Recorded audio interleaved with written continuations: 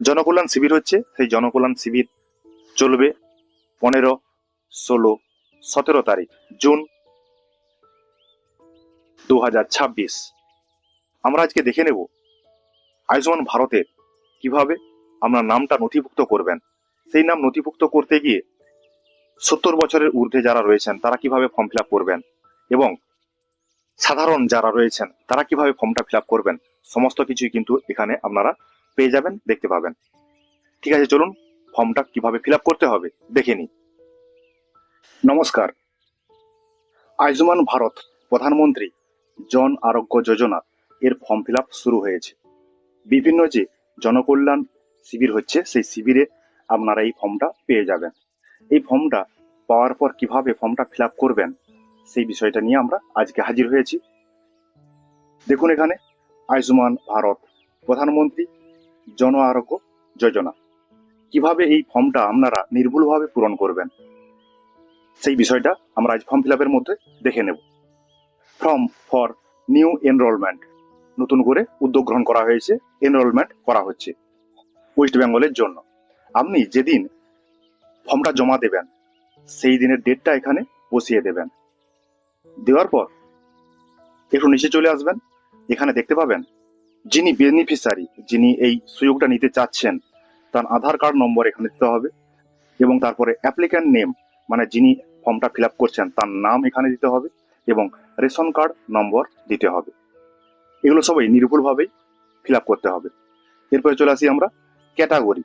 আমরা যে রেশন কার্ডের নাম্বারটা দেব সেই রেশন কার্ডের ক্যাটাগরি কি আছে, AAY, SPHH, PHH, RKSY1, RKSY2, general, যেটা হবে সেটাই কিন্তু নির্দিষ্টভাবে সঠিকভাবে বসিয়ে দেবেন। তারপরে চলে আসবেন, এখানে লেখা আছে আধার লিঙ্কেড মোবাইল নাম্বার। আধারের সঙ্গে যে মোবাইল নাম্বারটা লিঙ্ক রয়েছে সেই নাম্বারটা এইখানে বসিয়ে দিতে হবে এই বক্সে।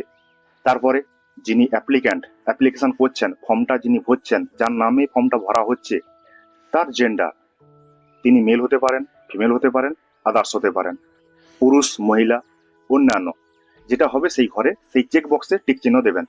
যিনি অ্যাপ্লিকেশন করছেন তার ডেট অফ বার্থ, প্রথমে ডিডি মানে হচ্ছে দিন, তারপরে মান্থ, তারপরে ইয়ার বছর, এইভাবে ডেট অফ বার্থটা বসিয়ে দিতে হবে। এর পরের ঘরে যেটা আছে full address, house number, street, village, ward, যেটা হবে আপনি যদি শহরে বাস করেন তাহলে ওয়ার্ড, স্ট্রিট, এবং যদি আপনি গ্রামে বাস করেন তাহলে ভিলেজ। এইভাবে এখানে আপনার অ্যাড্রেসটা সম্পূর্ণভাবে ফিল আপ করে দিতে হবে, বসিয়ে দিতে হবে। তারপরে রয়েছে ডিস্ট্রিক্ট, আপনি কোন জেলাতে বসবাস করেন সেই জেলার নাম, তারপরে ব্লকের নাম, কোন পঞ্চায়েতের অধীনে রয়েছেন আপনি সেই পঞ্চায়েতের নাম, বা যদি শহরে বাস করেন তার ওয়ার্ড সংখ্যা, এভাবে দিয়ে এখানে দিতে হবে ফ্যামিলি হেড নেম, আপনার ফ্যামিলিতে যিনি হেড রয়েছেন তার নাম দিতে হবে। আপনার ফ্যামিলিতে যতজন ফ্যামিলি মেম্বার রয়েছে, পরিবারের সদস্য রয়েছে, সেই পরিবারের সদস্যের সংখ্যাটা বসিয়ে দেবেন, সেটা 5 হতে পারে, 6 হতে পারে। এরপরে যিনি অ্যাপ্লিকেশন করছেন তার প্যান কার্ড নম্বর এই বক্সে বসিয়ে দেবেন। এরপরে দেখুন ইলেকটোরাল ডিটেলস, ইফ অ্যাবাভ 18, যদি 18 বছরের ঊর্ধ্বে কোনো ভোটার থাকেন তার এখানে এপিক নাম্বার বসাতে হবে, এসি নাম্বার দিতে হবে, মানে অ্যাসেম্বলি কনস্টিটিউশন নাম্বার দিতে হবে, পার্ট নাম্বার দিতে হবে এবং সিরিয়াল নাম্বার দিতে হবে। সিরিয়াল নাম্বার এবং পার্ট নাম্বার আপনাদের ভোটার রোলেই পেয়ে যাবেন, ভোটার রোলে রয়েছে, সেইখান থেকে আপনারা সংগ্রহ করে নেবেন।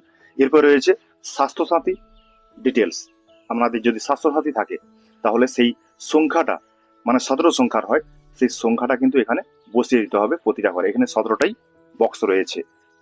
এরপরে দেখুন এলিজিবিলিটি প্যারামিটার্স, মানে আপনি কি জন্য কিভাবে এটার যোগ্যতা অর্জন করবেন, মানে আপনার যোগ্যতা আছে কিনা সেটা কিভাবে বুঝবেন, মানে এই ফর্মটা ফিল আপ করার জন্য আপনার যোগ্যতা কি কি লাগবে। ফর রুরাল, মানে গ্রামে যারা বাস করেন তাদের জন্য।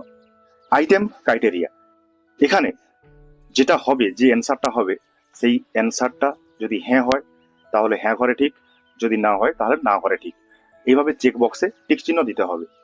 প্রথমে যেটা রয়েছে only one room with kutcha wall and kutcha roof, যদি কাঁচা মাটি বা কাঁচা ছাদ, মানে মাটির বাড়ি যদি হয় তাহলে সেখানে ইয়েস করবেন।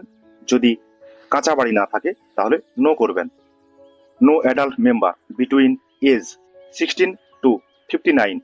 যদি আপনার বাড়িতে 16 থেকে 59 বছরের যদি এই বয়সের অ্যাডাল্ট মেম্বার না থাকেন তাহলে ইয়েসের ঘরে ঠিক, না হলে না এর ঘরে ঠিক।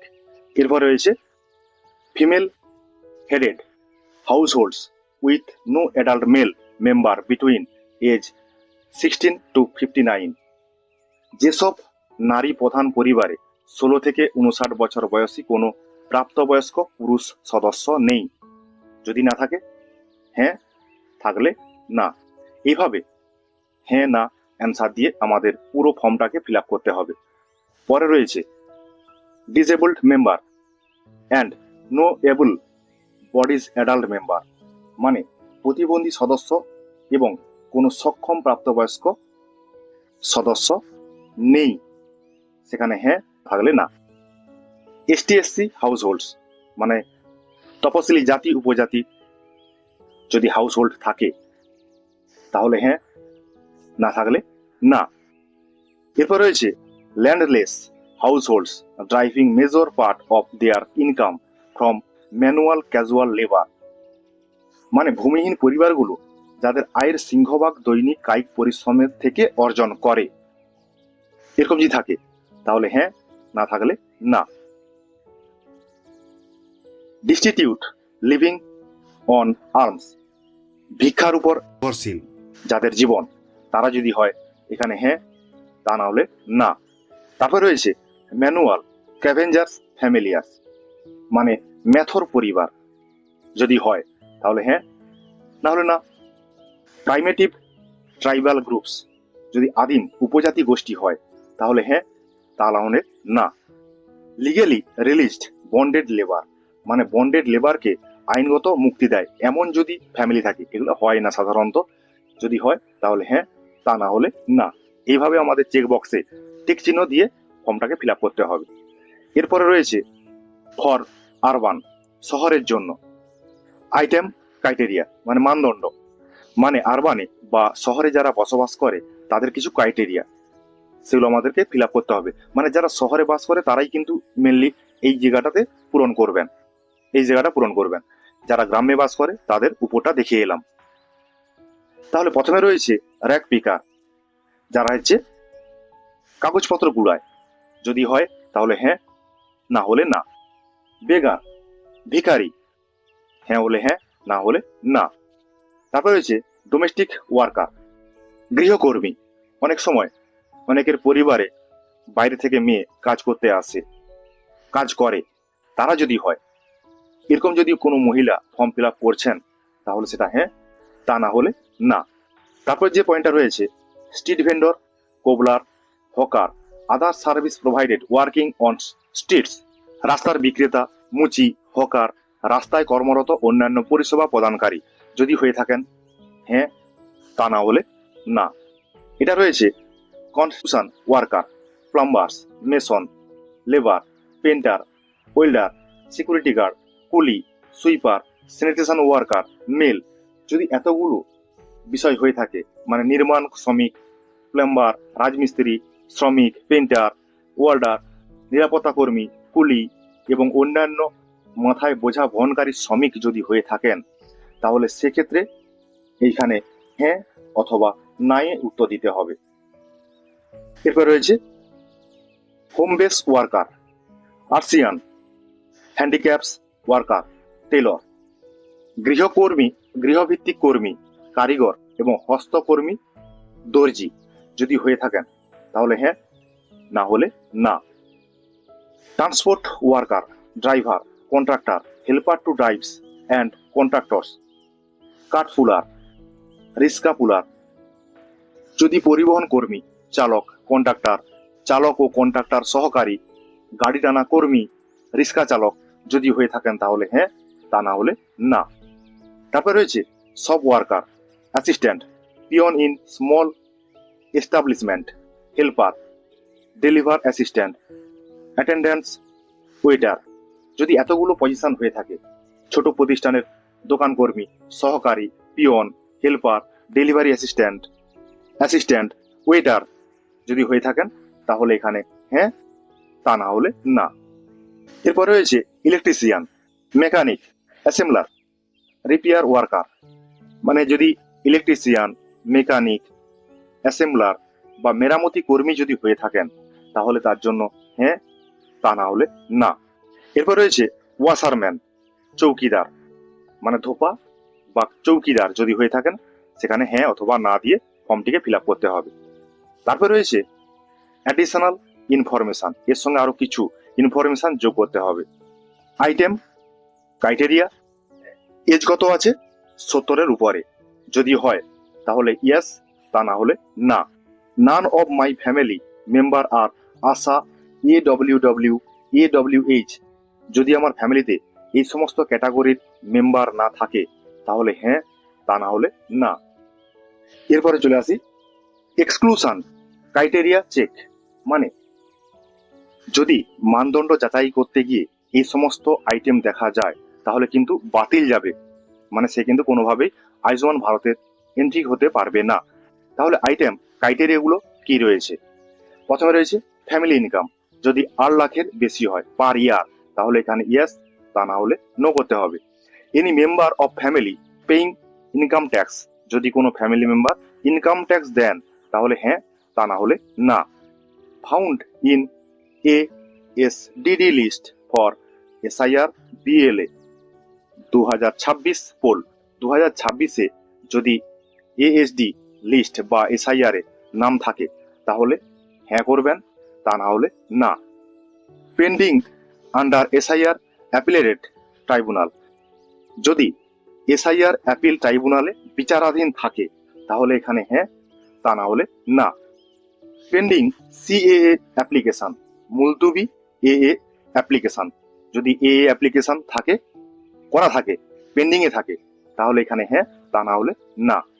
Beneficiary name deleted from Annapurna Yojana beneficiary list, যদি অন্নপূর্ণা যোজনার সুবিধাভোগী তালিকা থেকে সুবিধাভোগীর নাম মুছে ফেলা হয়েছে তাহলে এখানে হ্যাঁ অথবা না। এই পয়েন্টটা কিন্তু অবশ্যই ভালো করে গুরুত্ব দেবেন। এর ফর্মের নিচের দিকে এলে আমরা দেখতে পাবেন ডিক্লারেশন অ্যান্ড কনসার্ন বেনিফিশিয়ারি, যিনি অ্যাপ্লিকেশন করছেন তাকে এখানে ডিক্লারেশন দিতে হবে, চেক বক্সে টিক দিতে হবে। দেওয়ার পর পড়ে নেবেন কি লেখা আছে। দেওয়া আছে আমি যেসব ইনফরমেশন গুলো দিলাম সব ইনফরমেশনই কিন্তু ঠিক আছে, একটাও ইনফরমেশন ভুল নেই। যদি ভুল থাকে তাহলে আমার অ্যাপ্লিকেশনটি বাতিল হবে। বলার পর এইখানে আপনাকে সিগনেচার করতে হবে, যদি সিগনেচার করতে পারেন তো ভালো, যদি না সিগনেচার করতে পারেন তাহলে বাম আঙ্গুলের টিপ ছাপ দিতে হবে। এরপর এই যে কাঁচি দাগটা দেখতে পাচ্ছেন এই বরাবর আপনাকে কেটে দেওয়া হবে। এটা কিন্তু একমাত্র অফিসের জন্যই, একমাত্র অফিসার যারা যারা দেখছেন কাগজটি ভেরিফাই করছেন তারাই এটা আপনাকে ফেরত দেবে। এখানে আধার কার্ড নম্বর লিখে দেবে, অ্যাপ্লিক্যান্টের নেম লিখবে এবং রেশন কার্ডের নাম লিখবে, জেন্ডার লিখবে মেল ফিমেল আদার্স, তারপরে ডেট অফ বার্থটা লিখে দেবে, প্রথমে দিন, তারপরে মাস, তারপরে বছর। এভাবে করার পর তিনি এখানে সিগনেচার করবেন এবং তার পুরো নামটা লিখবেন। এরপরে যেটা বিষয়টা রয়েছে এই সমস্ত বিষয়টাই কিন্তু অফিস ইউজ করবে অফিসের জন্য। অফিস যদি বাদ দেয় সে কি কারণে বাদ দিল সেখানে কিন্তু সে রিমার্কস দেবে এবং এখানে সে সিগনেচার করবে। এরপরে বিষয়টা আমরা চলে আসি, সেই বিষয়টা কিন্তু গুরুত্বপূর্ণ বিষয়। আয়ুষ্মান ভারত প্রধানমন্ত্রী জন আরোগ্য যোজনা, এখানে ফর্ম ফর ভয় বন্দনা স্কিম 70-এর উপরে যদি হয় তারা এখানে অ্যাপ্লিকেশন করবেন, মানে এই ফর্মটাতে অ্যাপ্লিকেশন করবেন। এখানে একই রকম সমস্ত বিষয়গুলো লেখা আছে। এখানে রেশন কার্ড নাম্বার, অ্যাপ্লিক্যান্টের নেম, আধার নাম্বার দিতে হবে, ক্যাটাগরি দিতে হবে রেশন কার্ডের, যে ক্যাটাগরি হবে আপনার রেশন কার্ডে লেখা আছে সেখানে টিক চিহ্ন দেবেন। মানে আগের যে ফর্মটা ফিল আপ করলাম একই রকম, কোনো অসুবিধা নেই।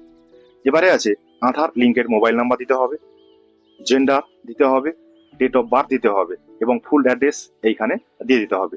যদি গ্রামের জন্য হয় গ্রাম, শহরের জন্য হলে শহর। তারপরে এখানে ডিস্ট্রিক্ট, ব্লক, পঞ্চায়েত, ওয়ার্ড যেটা হবে, ফ্যামিলি হেড যিনি হবেন, টোটাল মেম্বার এবং প্যান নাম্বার দিয়ে দিতে হবে।